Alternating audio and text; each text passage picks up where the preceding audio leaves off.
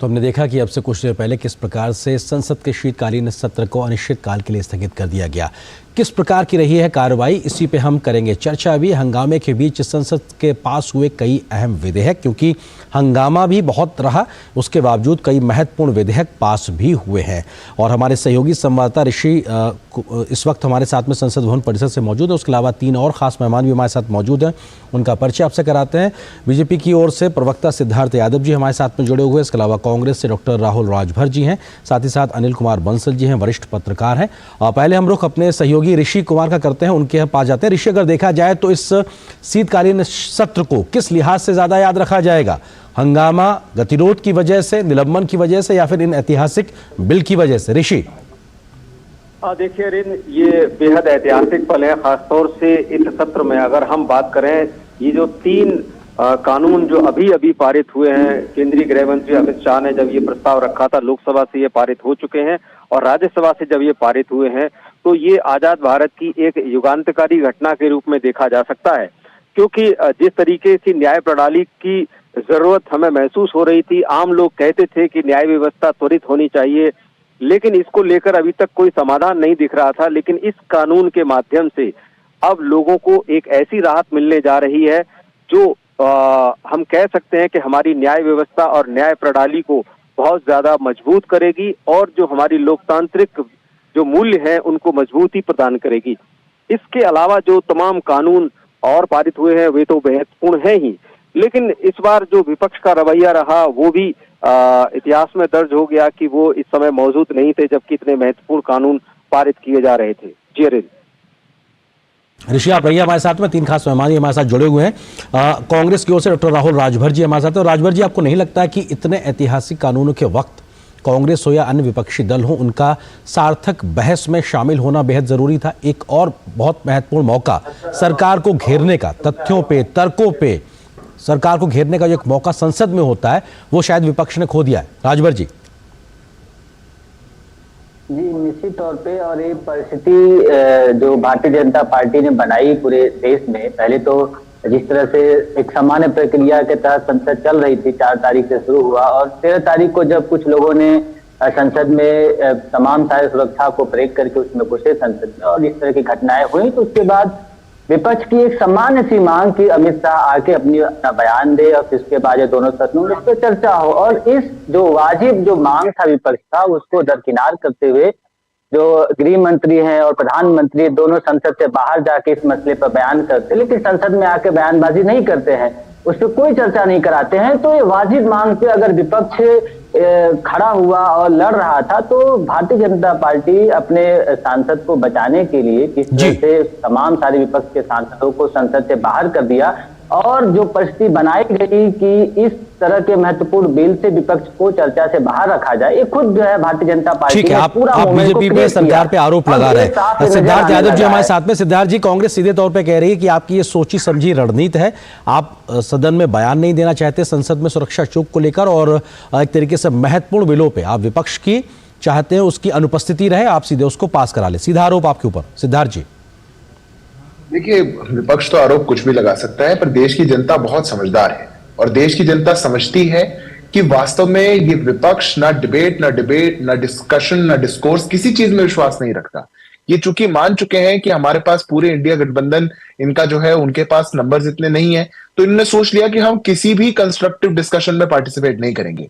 हमारे देश की संसद की सुरक्षा में चूक होने के बाद उसकी इन्वेस्टिगेशन हो रही है, हाईएस्ट लेवल ऑफ कमिटी उसमें बनाई गई, पर कोई ना कोई बहाना बना करके कैसे हाईजैक किया जा सके पूरे ही संसद को और देश के गरीब, शोषित, वंचित, पिछड़े, महिला, युवा की कोई भी चर्चा उस संसद में नहीं हो सके, ये विपक्ष ने ठान लिया है। तो जैसी करनी वैसी भरनी।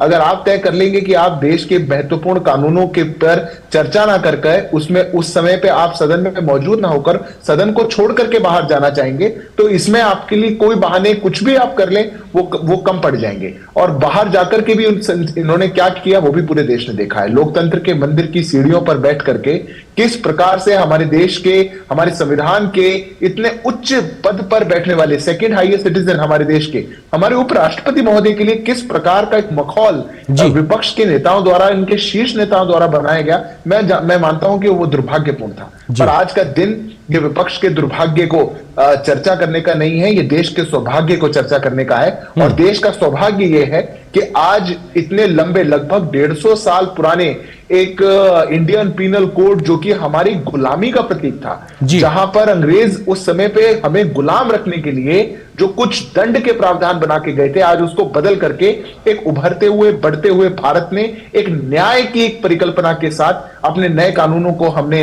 अपने दोनों ही सदनों से पारित करवाए हैं। जी बिल्कुल, ये ऐतिहासिक कानून है, बिल्कुल, इसमें कोई दो राय नहीं। अनिल कुमार बंसल जी, आपको लगता है कि ये शीतकालीन सत्र जो है किस लिहाज से ज्यादा याद रहेगा? गतिरोध, हंगामे, निलंबन, इन वजहों से, या किस प्रकार का प्रतिरोध विपक्ष का देखने को मिला जो एक तरीके से अमर्यादित की सीमा से आगे जाता नजर आया, या तमाम ऐतिहासिक बिल जो देश के, या कहा जाए भविष्य के भारत के एक बड़ा आधार तैयार करते नजर आएंगे? अनिल जी, देखिए, दो कारणों से ये रहेगा।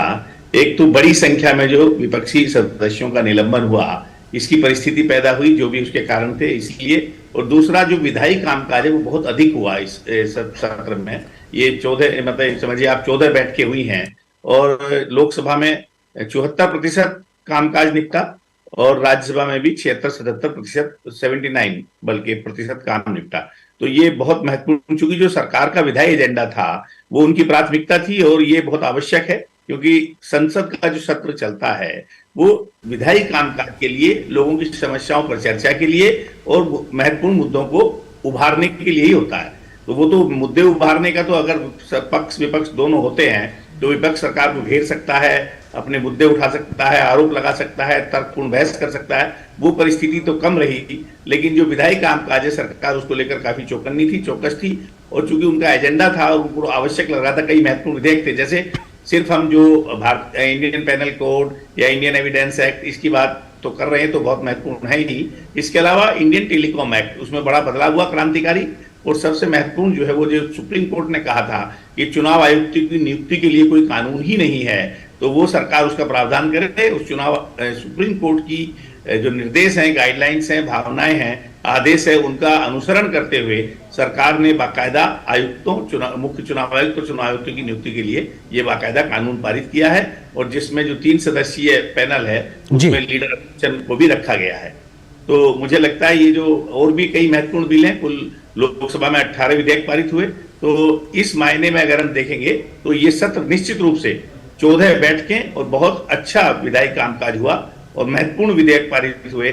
इसमें विपक्ष की भी मौजूदगी रहती तो और बेहतर लगता, लेकिन चूंकि बाद में 13 तारीख के बाद विपक्ष ने एक तरह से, पूरी तरह से, कुछ निलंबन हुआ, कुछ उन्होंने बहिष्कार किया, हंगामा हुआ, तो पर जो भी है, पर ये विधेयक पारित हुए हैं, ये एक सरकार के लिए भी उपलब्धि है, देश के लिए उपलब्धि है, और संसद का प्रोडक्टिविटी, जिसको हम लेकर हमेशा चिंतित रहते हैं कि उसमें भी कहीं ना कहीं कमी आई है। राजभर जी, एक संदेश ये भी जाता है कि कांग्रेस हो या विपक्षी दल इंडिया अलायंस के माध्यम से जो एकजुटता दिखाने की बात लगातार कर रहे हैं, कहीं वो तार्किक तरीके से सरकार को घेरने में सक्षम नहीं है। एक संदेश ये भी जाता है, क्योंकि आप बहस के मोर्चे पर तार्किक तरीके से घेरते नजर नहीं आते हैं संसद में। हाँ, निश्चित रूप से, अगर संसद अनिल जी, ये सवाल मेरा राजभर जी से था, मैं आता हूं आपके पास में। जी राजभर जी।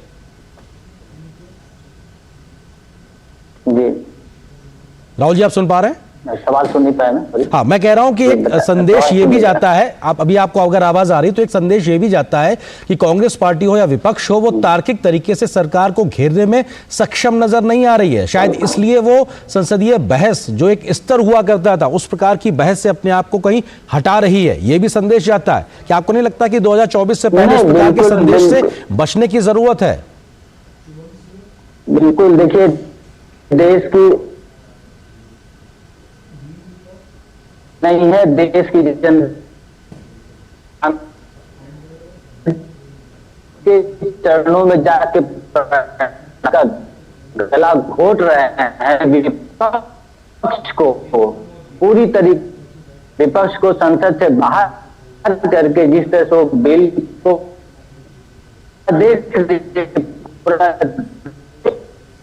राहुल जी, आपकी आवाज़ बहुत बेहतरी से हम तक नहीं आ पा रही, लेकिन आपके कुछ शब्द हम तक पहुंचे। आपने कहा कि लोकतंत्र का गला घोट रहे हैं, विपक्ष को बाहर कर रहे हैं। ये शब्दों को समझने के आधार पे मैं अब जाता हूं सिद्धार्थ यादव जी के पास में, बीजेपी से नुमाइंदगी कर रहे हैं। सिद्धार्थ जी, संसदीय व्यवस्थाओं का गला घोटने का आरोप लगा रहे हैं, कह रहे हैं कि संसदीय व्यवस्थाओं में इस प्रकार का नहीं होता कि आप विपक्ष को बाहर खड़ा कर दें और अपने मन से बिल पास कर लें। देखिए, संसदीय व्यवस्थाओं में ऐसा भी नहीं होता कि स्पीकर के पोडियम पे चढ़ा जाए, ऐसा भी नहीं होता कि प्ले कार्ड्स लेकर के आया जाए, ऐसा भी नहीं होता कि पूरे सदन को हॉस्टेज बनाने का प्रयास किया जाए। ये सब कभी नहीं होता। देश की संसद अलग काम के लिए है। विपक्ष को विरोध करना है तो विरोध करना चाहिए, पर विरोध का तरीका हो सकता है। आज जिस प्रकार की भूमिका विपक्ष निभा रहा है, कभी हम देखते हैं कि टेबल पर चढ़ा जा रहा है, कभी देखते हैं कि माइक उखाड़े जा रहे हैं, कभी देखते हैं कि एक ऐसा विरोध जो विरोध ना होकर के गतिरोध में बदल जाता है और पूरे सदन को हॉस्टेज बना के कोई चर्चा ना कर पाए कोई। ये जो मानसिकता है विपक्ष की, ये बहुत ही खतरनाक है लोकतंत्र के लिए, और लोकतंत्र में एक स्वस्थ एक व्यवस्था के लिए विपक्ष को ऐसा नहीं करना चाहिए। और इसीलिए मैं कहता हूं कि जैसी करनी वैसी भरनी। अगर विपक्ष ऐसा करेगा तो निश्चित रूप से, अगर देश के कल्याण के लिए बिल्स की चर्चा जिस स्थान पर निर्धारित हुई है, वहां पर उसको सुचारू रूप से चलाने के लिए ऐसा निर्णय हमारे सभापति महोदय द्वारा लिया जाना है और लिया जाना चाहिए। क्योंकि किसी भी देश के व्यक्ति ने, देश की जनता ने किसी भी सदस्य को इसके लिए नहीं चुना कि जब कोई महत्वपूर्ण बिल आए तो आप छोड़ के चले जाइए, जब कोई महत्वपूर्ण बिल आए तो आप सिर्फ हंगामा करिए। आप देखिए क्या बिल थे। महिला आरक्षण, महिला वंदन अधिनियम जो बिल था वो आया, J&K रिजर्वेशन का बिल आया। जिस दिन ये लोग मात्र इस बात पर अड़के कि हम बहस चाहते हैं, सुरक्षा में चूक हुई, वो बहस से समाधान नहीं है, उसका समाधान इन्वेस्टिगेशन से है, उसका समाधान उसकी गहराई में जाकर के वहां पर समाधान निकल सकता है। पर मात्र कोई भी बहाना पकड़ करके विपक्ष अगर ऐसा करेगा तो मैं मानता हूं कि देश की जनता इससे बहुत आहत होती है। समय समय पे वो जवाब भी देती आई है और आगे भी देती है। जी, अनिल कुमार बंसल जी, आपको लगता है कि किस तरीके से ये अपने आप में जो उपराष्ट्रपति के प्रति जिस प्रकार का एक विरोध का एक अमर्यादित प्रयास देखने को मिला, वो भी अपने आप में हमारी इस प्रकार के आचरण को दिखाता है कि जिससे बहुत ज्यादा बचने की जरूरत है, और संसदीय मर्यादाएं लगातार सत्र दर सत्र हम उसका एक तरीके से गिरता हुआ स्तर देख रहे हैं, उस दिशा में भी इस सत्र को याद रखा जाएगा। देखिए, जो तृणमूल कांग्रेस के जो सम्मानित सदस्य हैं, जिन्होंने जो बात आई थी कि उनका थोड़ा मिमिक्री की, तो देखिए, कोई हास्य कलाकार, कोई कवि ये सब मिमिक्री करते हैं तो एक समझ में आता है। संसद में जो जनप्रतिनिधि निर्वाचित होकर आए हैं उनको गंभीर माना जाता है। वो लोकतंत्र के प्रहरी हैं, रक्षक हैं, जनता के नुमाइंदे हैं, उनसे गंभीर आचरण की अपेक्षा की जाती है। और वैसे भी राष्ट्रपति और उपराष्ट्रपति या सुप्रीम कोर्ट के जज, ये चूंकि संवैधानिक पद हैं, एक बार को आप प्रधानमंत्री की मिमिक्री कर लें तो आप कह सकते हैं कि विरोधी दल के नेता हैं। जो संसद के पद पर बैठे हुए हैं उनको हमको बचाकर रखना चाहिए। वो कोई जब इस पद पर आते हैं, लोकसभा अध्यक्ष भी भले वो किसी दल से जुड़े हुए हों, लेकिन जब वो संसद की कार्रवाई का संचालन करते हैं तो एक तरह से वो जज की भूमिका है, निष्पक्ष और संवैधानिक पद है, तो हमें उसको अवॉइड करना चाहिए। पर मुझे लगता है कि जो उपराष्ट्रपति जी हैं वो बहुत सुलझे हुए हैं और उन्होंने कोई बहुत ज्यादा इसको उस तरह से नहीं लिया है, और लोग, देश की जनता समझती है, सब जानते हैं कि भाई अच्छा नहीं है। मुझे लगता है जिन्होंने ये किया था उन्होंने भी महसूस किया होगा ऐसा नहीं है। बिल्कुल, और यहाँ पर कहीं ना कहीं 2024 की दस्तक भी इस सत्र के लिहाज से कही जा सकती है, क्योंकि राजनीतिक वजहों से विरोध का जिक्र भी एक तरीके से दबे मन से उपराष्ट्रपति ने कहा कि साहब, राजनीति के लिए विरोध देश हित में नहीं है। ये बहुत एक गंभीर एक तरीके से इशारा है कि आखिर आप संसदीय व्यवस्थाओं से इस प्रकार का राजनीतिक स्कोर करने के लिए आप बहस से मत बचने की कोशिश कीजिए, हंगामा मत कीजिए। बहुत बहुत शुक्रिया आप तीनों मेहमानों का हमारे साथ जुड़ने के लिए। सिद्धार्थ जी आपका, राहुल जी आपका, इसके अलावा अनिल जी आपका हमारे साथ जुड़ने के लिए बहुत बहुत शुक्रिया। और यहाँ पर एक छोटे से ब्रेक के लिए रुकते हैं, बहुत जल्द हाजिर होते हैं, कुछ और खबरों से आपको रूबरू कराएंगे। लाइफ में फाइनेंशियल आजादी के लिए एनपीएस जरूरी है। रिटायरमेंट में फाइनेंशियल